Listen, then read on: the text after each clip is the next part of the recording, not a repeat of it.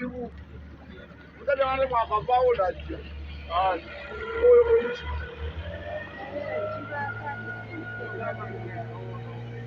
Eyo feri bagisindika n'amaato malala. Eyo feri magezi g'Abaganda bagisindika n'amaato malala n'emiti.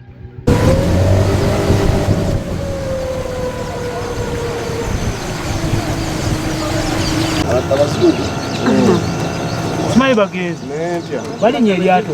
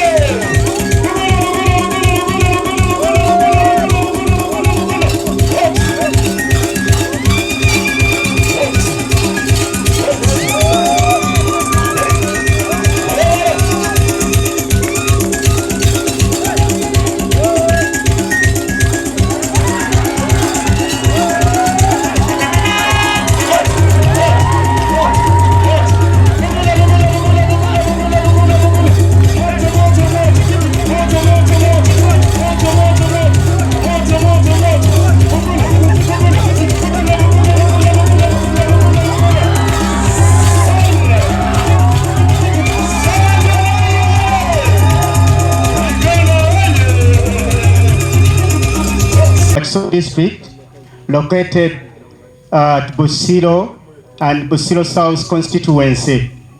It was carved from Kasanje. Though during those years, now sub-county is made up of 4 islands, major islands. Zinga, we have Kavenyanja, and we have Chituv. Those are the 4 respective major islands which make up Bussi sub-county.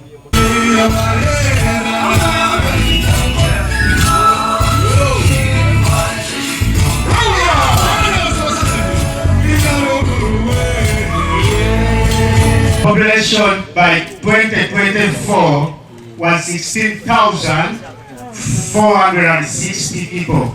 Jogera ku nvubu buli omu akitegeera kyekisolo ekituyiganyiza emyaka n'emyaka.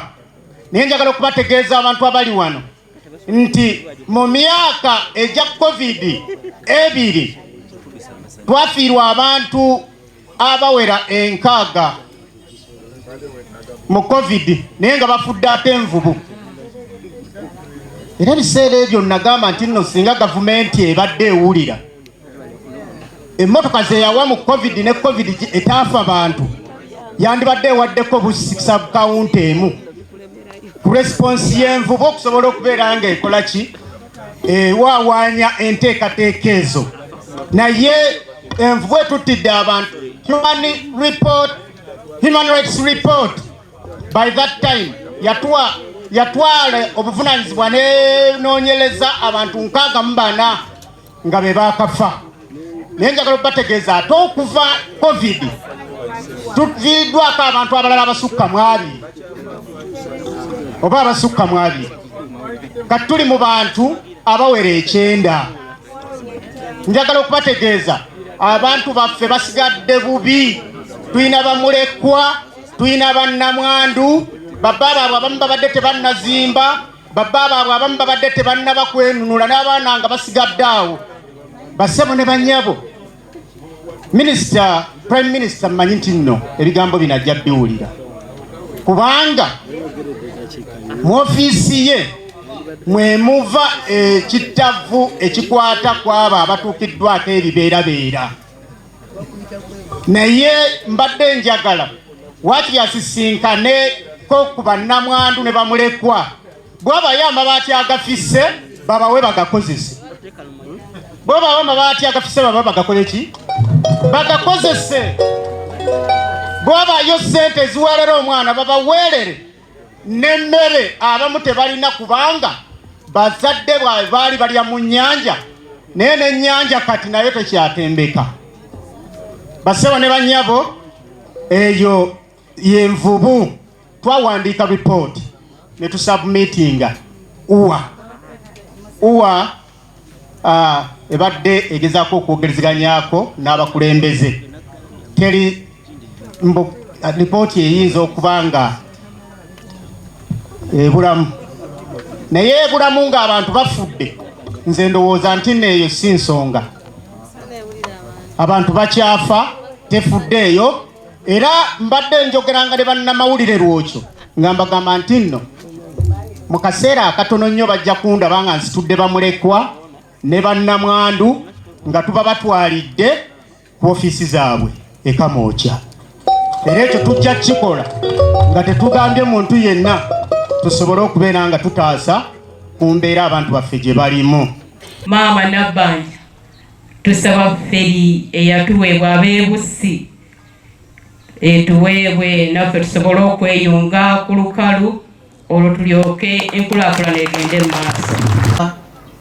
Honorable Katumba Wamala nti fferi gye waweereza e Bussi tekola, naye ng'ate ne mu ripooti gye ngenda okuwandiika nja kiteekamu kituuke wa Prime Minister, kituuke ne wa President Yoweri Kaguta Museveni nti fferi eri wali naye tekola ki tekola. Njirabyeko nange simanyi lwaki ne bajja kumbuulira, naye ng'eyo message nja kugituusa. Chairperson yagambye Mwami Bwanika nti tewali kubo lituuka ku makubo gano agamu, era nkirabye ate nakyo nja kituusa. Ensolo zino eziruma abantu nakyo kikulu nnyo. Minister wa Wildlife nja kumubuulira naye asobola okulabako kyakola, kubanga tikyali badde kituufu. Ate kutulira abaana basukka mu 6 kiba kimakinga ekifo kyaffe okubanga ate kifuuka kya bulabe. Destination for tourism and investment. But the main challenge has been electricity. Things could not move. Now that there is electricity, Bussi is going to benefit immensely. One is going to spur tourism. There are many people who have invested in tourism. There are hotels coming, but their challenge has been electricity. So many people were shy to develop this place, but now with the electricity, I can assure you, this place is going to improve. Many tourists are going to come here. Hotels are going to grow. The sub-county is going to benefit from revenue, from tourism, and also from the hotels. Providing eryato nga emergency, naye nga twetaaga ambulance nga bannabussi, nakyo nja kyogerako tusobole okulaba. Manyi nti Prime Minister ayanguwa mu nsonga zino, era singa abaddewo singa kati aga nti eyo njibawadde, naye sigenda kyogera wabula ngenda kimubuulira nti abantu b'e Bussi beetaaga ambulance in case of an emergency. Zeri mukyala musawo. Manyi ekintu ekyetaagisa ng'omukyala abadde ayagala okuzaala oba ng'alemereddwa okuzaala ebeera emergency.